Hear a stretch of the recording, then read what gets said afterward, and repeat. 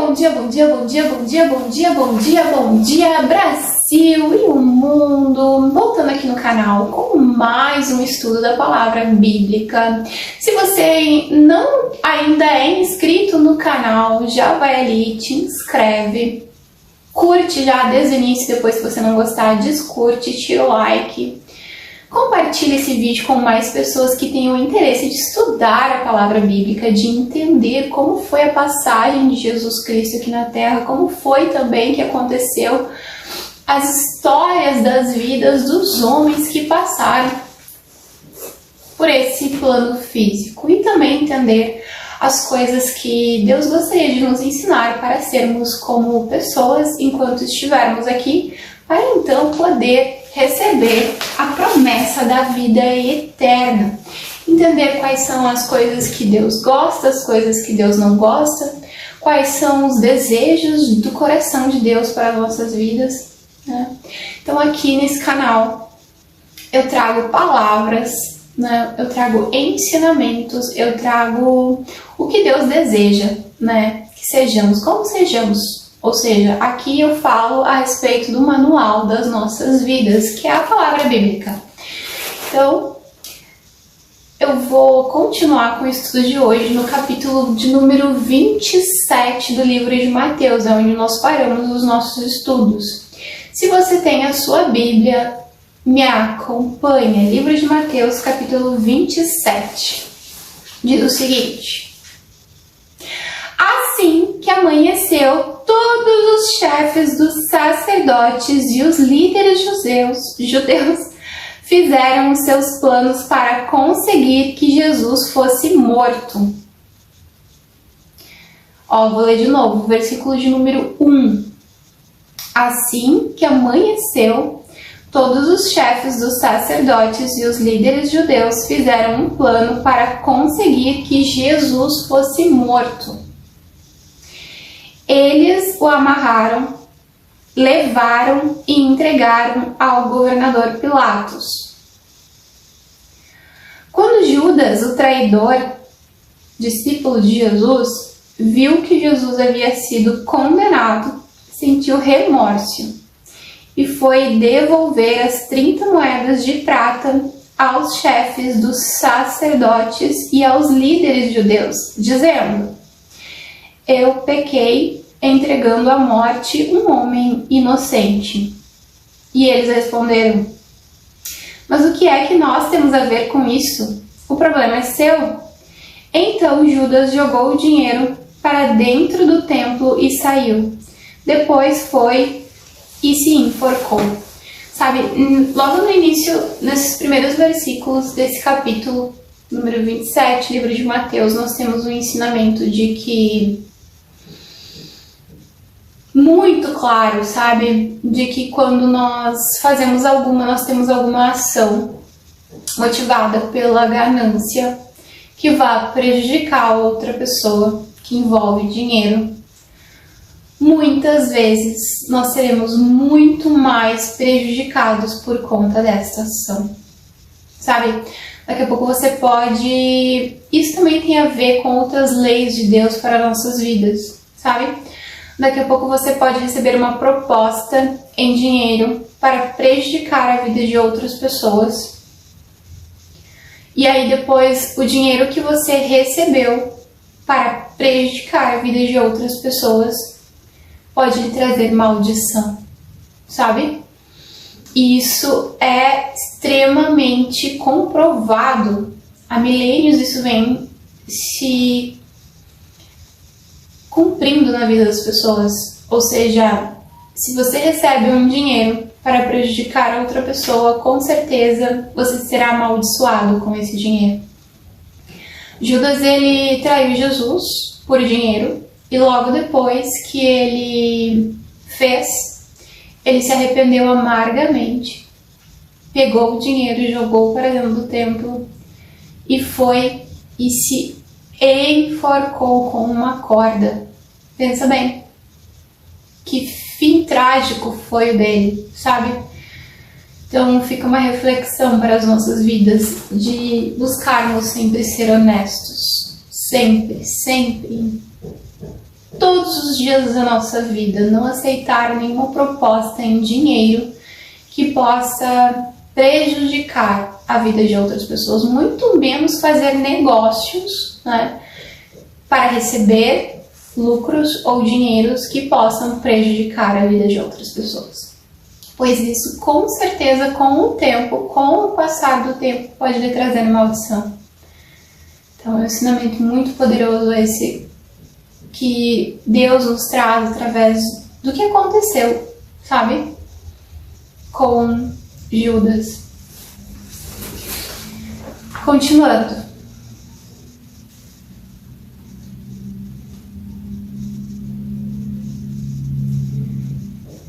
Versículo de número 6. Os chefes dos sacerdotes pegaram o dinheiro e disseram: isso aqui é um dinheiro sujo de sangue. É contra a nossa lei pôr esse dinheiro no caixa das ofertas do templo. Depois de conversarem sobre o assunto, resolveram usar o dinheiro para comprar o campo do oleiro. Eles utilizaram o sangue, o dinheiro que foi recebido para entregar o sangue de Jesus na cruz, para que o sangue de Jesus fosse derramado na cruz, um dinheiro amaldiçoado, para que comprassem o campo do oleiro. Oleiro é aquela pessoa que pega os vasos de barro, quebra e fazem vasos novos. Oleiro é aquela pessoa que molda os vasos de uma forma perfeita. E ainda ele continuou: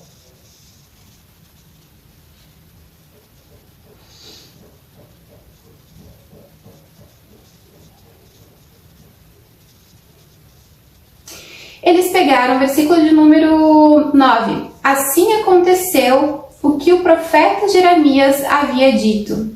Eles pegaram as 30 moedas de prata, o preço que o povo de Israel havia concordado em pagar por ele, as usaram para comprar o campo do oleiro, como o Senhor havia mandado fazer. Jesus estava em pé diante do governador. E este o interrogou, dizendo: você é rei dos judeus? E Jesus respondeu: quem está dizendo isso é o Senhor.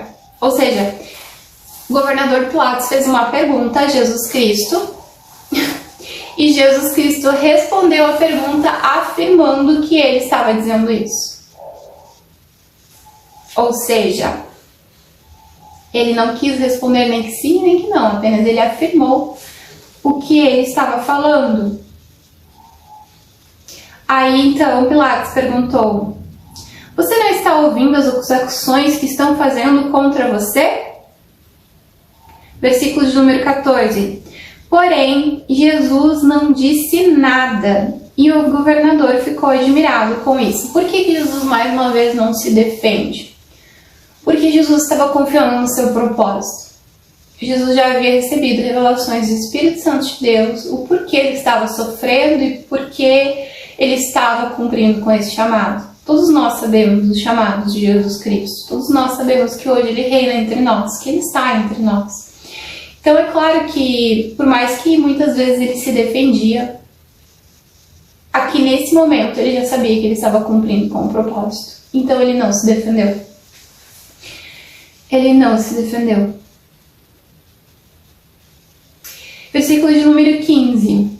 Em toda a festa de Páscoa, Pilatos costumava soltar um dos presos a pedido do povo. Olha só.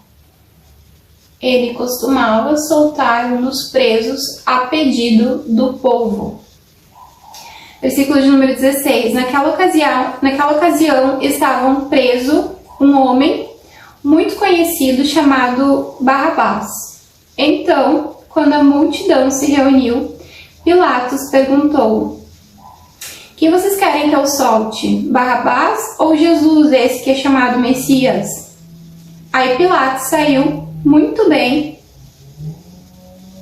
com os líderes judeus que haviam entregado Jesus porque tinham inveja dele. Olha só, gente, eles entregaram Jesus Cristo na cruz porque tinham inveja dele, não só porque duvidavam de que Jesus era filho de Deus, mas porque tinham inveja da posição de Jesus enquanto as coisas que ele fazia, as coisas sobrenaturais que Jesus fazia, os milagres que Jesus fazia, eles não conseguiam fazer. Então eles resolveram matar Jesus por inveja. Vocês têm noção disso? Vocês têm noção disso? Sabe, que nós possamos nos conscientizar que para que nós possamos crescer e evoluir em todas as áreas da nossa vida, nós não podemos ter inveja das pessoas. Eu sou uma pessoa que eu não costumo falar sobre inveja, porque eu não tenho inveja. A gente só fala aquilo a respeito das pessoas que refletem sobre nós. Pode ver, uma pessoa que fala muito em inveja é porque em algum sentido ou em alguma área da vida ela é invejosa. Isso é psicologicamente comprovado. Vocês nunca vão me ver dificilmente falando sobre inveja, sabe? Eu não gosto de falar sobre isso porque eu não tenho inveja de ninguém.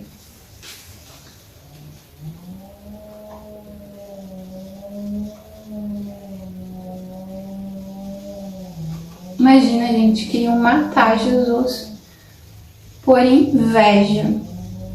Mataram, né? Mas na verdade isso era um propósito todo de Deus. Isso era um propósito todo de Deus.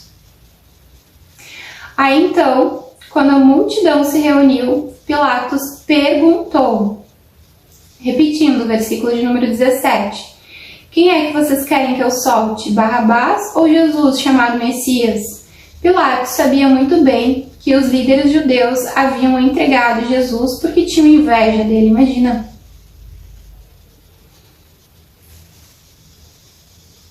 O fator, né, que levou eles a matarem Jesus foi pela inveja. Vocês já sabiam disso?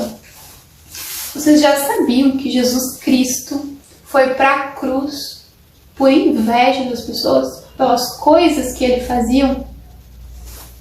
E foram líderes que mataram ele, não foi o povo em si. O povo contribuiu bastante, mas foram líderes que mataram ele. Isso é terrível, terrível. Versículo de número 19.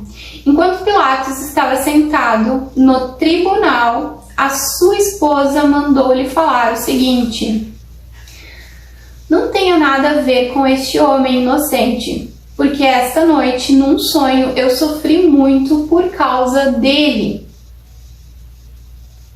Os chefes dos sacerdotes e os líderes judeus convenceram a multidão a pedir ao governador Pilatos que soltassem Barrabás e condenassem Jesus à morte.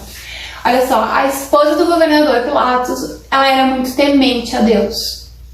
E quando nós somos temente a Deus, nós temos um vínculo com o Espírito Santo de Deus. E quando nós temos um vínculo com o Espírito Santo de Deus, nós recebemos revelações. Ou seja, Deus naquele momento queria testar ela. Se a culpa da morte de Jesus sobreviria sobre eles ou sobre o povo. Ou seja, nesse momento ela foi avisada pelo Espírito Santo de Deus para que eles não tivessem envolvimento com aquele cenário, com aquela situação que estava acontecendo naquele momento. Aí então, imagina, ela, a esposa dele, recebia as revelações do Espírito Santo, passava para ele, e ele, que era o governador, aderia às ordens da sua esposa. Veja bem, sempre vai ser a mulher, a esposa, que vai receber revelações. E o marido, o esposo, ele tem que confiar nos direcionamentos da esposa. Olha que profundo esse ensinamento. Muito profundo.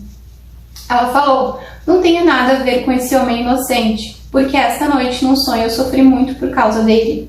Aí os chefes dos sacerdotes e os líderes judeus convenceram a multidão a pedir ao governador Pilatos que soltassem Barrabás e condenasse Jesus à morte. Então o governador perguntou: qual dos dois vocês querem que eu solte, Barrabás ou Jesus? Barrabás, responderam eles. Pilatos perguntou: Que farei então com Jesus, que é chamado Messias? Vocês viram só, gente? Mais um ensinamento, sabe? Mais um ensinamento. Que a voz de Deus não está nos poderes das ações de um governador, de um prefeito, de um presidente, de qualquer um dos líderes, mesmo sendo Deus que tenha colocado eles nos seus cargos. Mas que a voz sempre é a voz do povo, ou seja, existe até um ditado popular que diz: a voz do povo é a voz de Deus, sabe? Todos os acontecimentos, todos os fatos que nós vivemos, sempre quem vai estar no controle de toda a situação sempre será o povo, sempre. Por mais que o Espírito Santo de Deus nos guie através das ações, né, de todos os governantes do mundo, sempre será o povo quem vai escolher os governantes. A voz de Deus é a voz do povo. Então ele colocou, né, a critério do povo aqui, quem eles gostariam que fosse para a cruz. Ele estava tirando do compromisso dele a morte de Jesus Cristo. E eles responderam: queremos que soltem Barrabás. Aí Pilatos perguntou: que farei com Jesus, que é chamado Messias? Aí eles responderam, todos responderam: crucifica-o, crucifica-o. E ele perguntou: que crime ele cometeu? Aí começaram a gritar bem alto: crucifica-o, crucifica-o. Então Pilatos viu que não tinha nada a ver com aquilo e que o povo estava começando a se revoltar. Aí mandou trazer água, lavou as mãos diante da multidão e disse: eu não sou responsável pela morte deste homem. Isso é escolha de vocês. Então toda a multidão respondeu: que o castigo que está por vir da morte desse homem sobrecaia sobre todos nós e sobre os nossos filhos. Então Pilatos soltou Barrabás, como eles haviam pedido. Depois mandou chicotear Jesus e entregou para ser crucificado. Depois os soldados de Pilatos levaram Jesus para o palácio do governador. Reuniram toda a tropa em volta dele.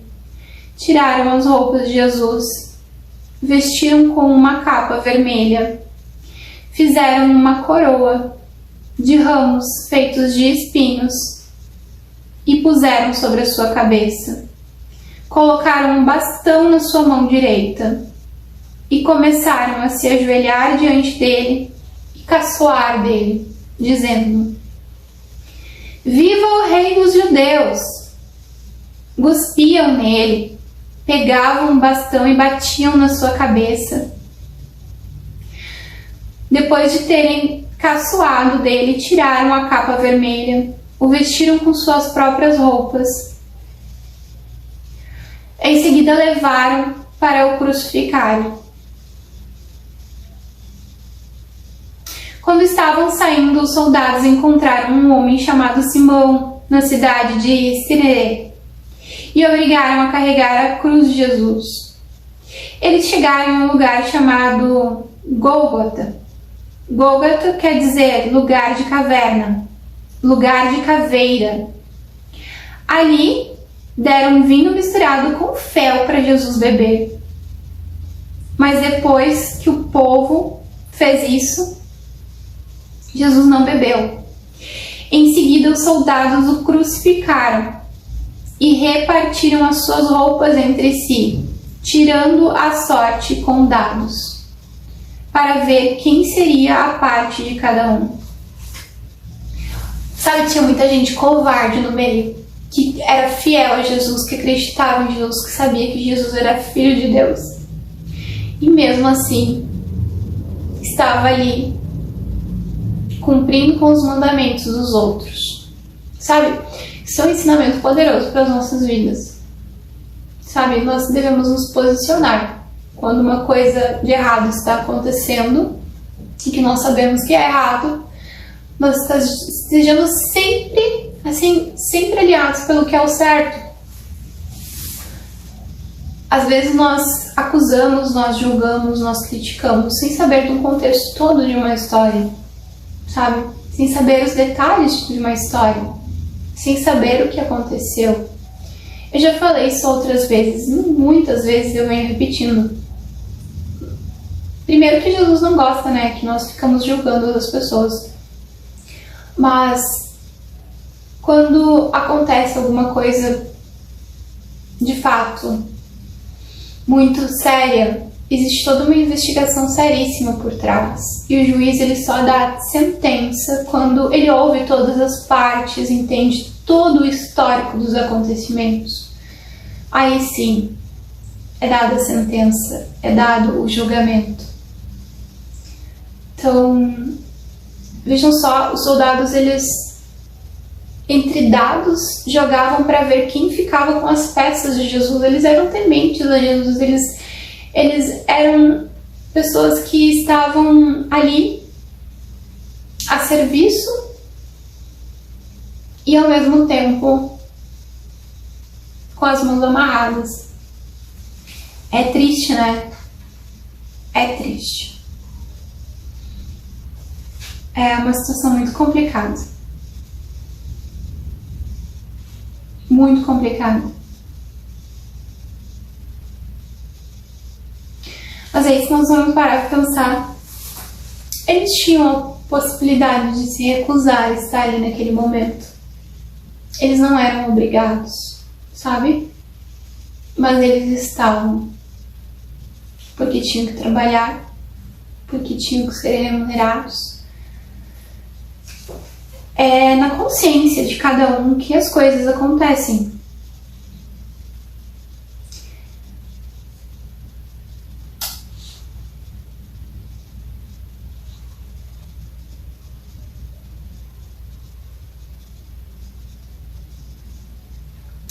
Em seguida, os soldados o crucificaram, repartiram as suas roupas entre si, tirando a sorte com dados, versículo de número 35. Para ver qual seria a parte de cada um. Imagina. Depois disso, sentaram ali e ficaram em volta de Jesus. Puseram em cima da sua cabeça uma tabuleta, onde estava escrito com acusação contra ele: Este é Jesus, o Rei dos Judeus. Com Jesus crucificaram também 2 ladrões, um à sua direita e um à sua esquerda. Os que passavam por ali caçoavam dele, balançavam a cabeça e o insultavam. Eles dizendo assim: Ei, você que disse que era capaz de destruir o templo e construí-lo novamente em 3 dias. Se você é mesmo filho de Deus, desça da cruz, salva-se a si mesmo. Imagina, né? Jesus, ele ficou em tremenda agonia no período do meio-dia às 3 da tarde aqui, né? Mas lá onde aconteceu foi por volta das 9 horas da manhã. Ele ficou 3 horas agoniando e as pessoas gritando em volta. Você já se colocou no lugar de Jesus alguma vez na sua vida? Imagine você pregado numa cruz com pregos nos pulsos, pregos gigantes no pulso e nos pés, sentindo uma agonia tremenda por estar ali pregado, todo chicoteado, todo arrebentado, sentindo uma agonia tremenda ali, a alma dele morrendo aos poucos e ele ouvindo essas coisas em volta. Você já se colocou no lugar de Jesus alguma vez na sua vida? Já se colocou? Sabe, ele fez isso por amor a todos nós.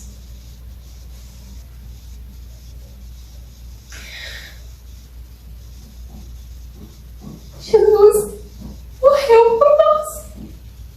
Vocês têm noção disso? A dor que ele sentiu.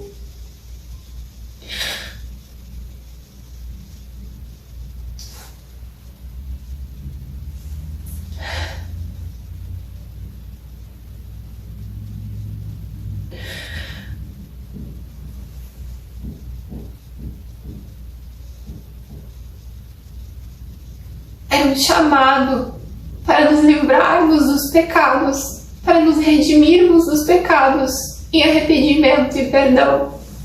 Jesus estava na cruz naquele momento, sendo crucificado, para que tenhamos, gente, a vida eterna a partir dos nossos arrependimentos, dos nossos pecados. Isso foi por amor, sabe? Foi por amor a um povo ingrato que não valoriza o que ele fez. Sabe, gente, isso não é uma historinha de conto de fadas. Isso é real, isso aconteceu.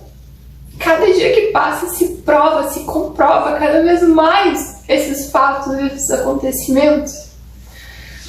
Existem muitas provas científicas que provam que isso aconteceu. Gente, a palavra bíblica ela é verdadeira, sabe?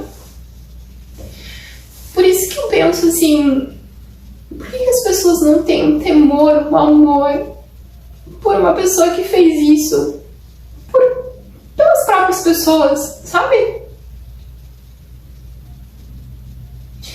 Que você possa pensar agora a respeito disso, sabe?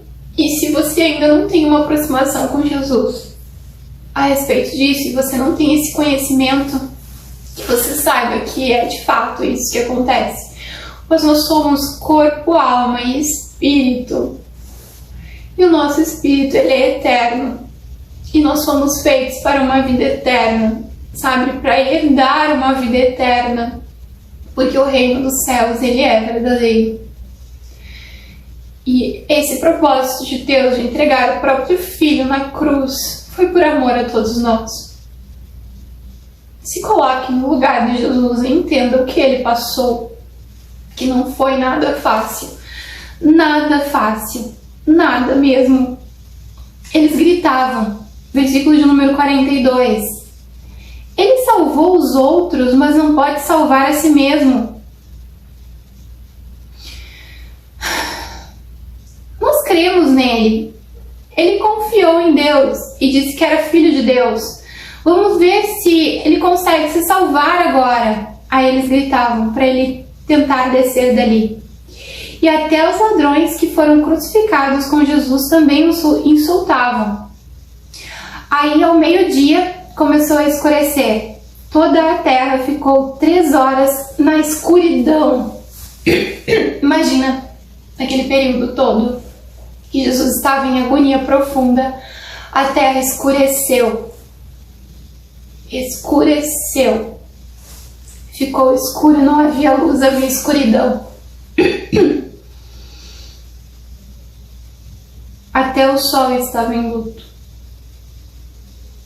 Às 3 horas da tarde, então, Jesus gritou bem alto: Eli, Eli, Gemá, Sabactani.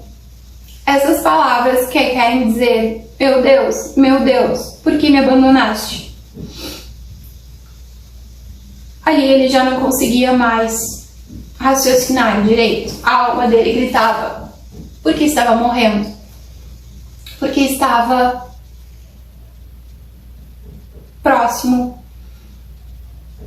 de deixar de existir. Então a alma dele gritava muito alto naquele momento. Não era o espírito, era a alma que gritava.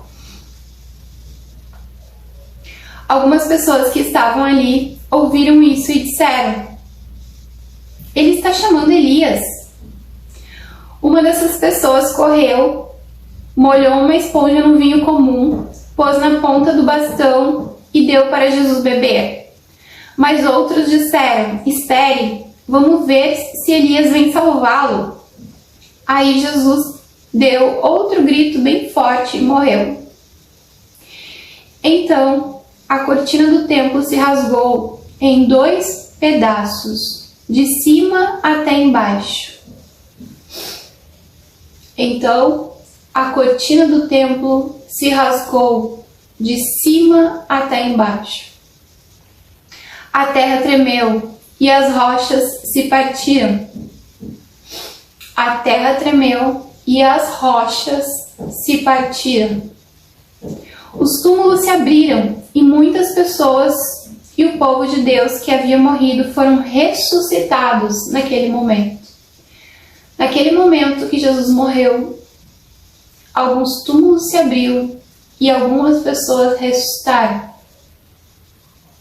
Saíram dos túmulos e depois da ressurreição de Jesus entraram em Jerusalém, a cidade santa, onde muitos viram essas pessoas.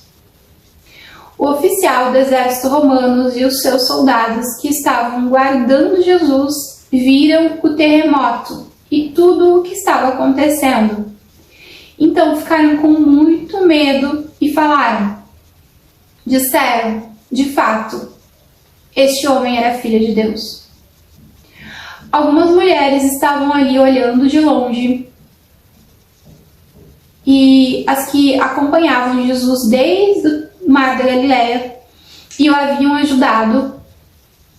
Entre elas estavam Maria Madalena, Maria, a mãe de Tiago e de José, e a mãe dos filhos de Zebedeu. Essas mulheres, elas estavam ali em volta de Jesus na cruz e sofreram muito. Você já se imaginou se você estivesse lá naquele momento, como que seria?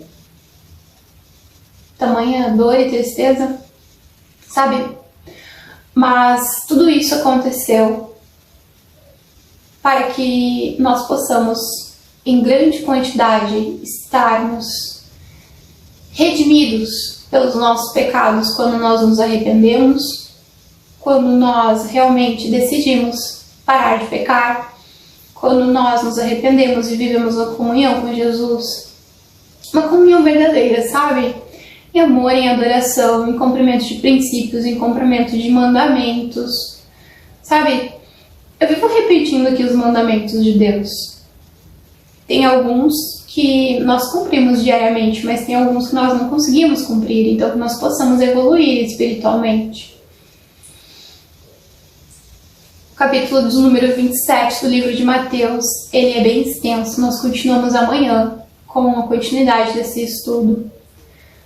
Mas eu termino a aula de hoje dizendo o seguinte: tudo isso aconteceu para que o propósito de Jesus se cumprisse, de Ele estar entre nós hoje em espírito e verdade, para Ele estar entre nós hoje em uma comunhão verdadeira, para Ele estar entre nós hoje, eu repito mais uma vez, onipresente, onisciente e onipotente. Jesus, ele está em todos os lugares a todo momento. Ele consegue ter a sensibilidade de estar em comunhão com as pessoas que o temem verdadeiramente e o buscam verdadeiramente. Respondendo, ajudando, guiando, sabe? Jesus, ele é nosso GPS. E quando estamos com ele, ele sempre mostra o melhor caminho. Quando estamos com ele, ele sempre nos mostra o que é melhor para nós. Por mais difícil que seja a trajetória, o final sempre é dele. É sempre ele quem decide quando estamos com ele. Nós podemos tentar fugir. Nós podemos até tentar fugir das pessoas, mas dele nós não conseguimos fugir. Sabe? Jesus, ele está entre nós o tempo todo. Que nós possamos estar cada vez mais buscando constantemente em vínculo, em amor, em adoração, em arrependimento. Se você está afastado de Jesus, peça perdão, volte, cumpra princípios, cumpra mandamentos, por mais difícil que seja, porque Ele te ama e Ele só quer o seu bem. Deus só quer o nosso bem. Deus quer o bem de todos os seus filhos, tanto dos bons quanto dos maus. Muitas pessoas dizem, porque você tenta agradar todo mundo. Não. Eu não consigo ser diferente se eu sou parecida com Deus. Deus ama todas as pessoas, tanto os bons quanto os maus. Porque Deus tenta buscar com que todas as pessoas estejam perto dele, evoluindo no que precisa. A aula de hoje foi uma aula muito triste, né? Muito triste. Mas muito importante para nós buscarmos pensar a respeito disso, sabe?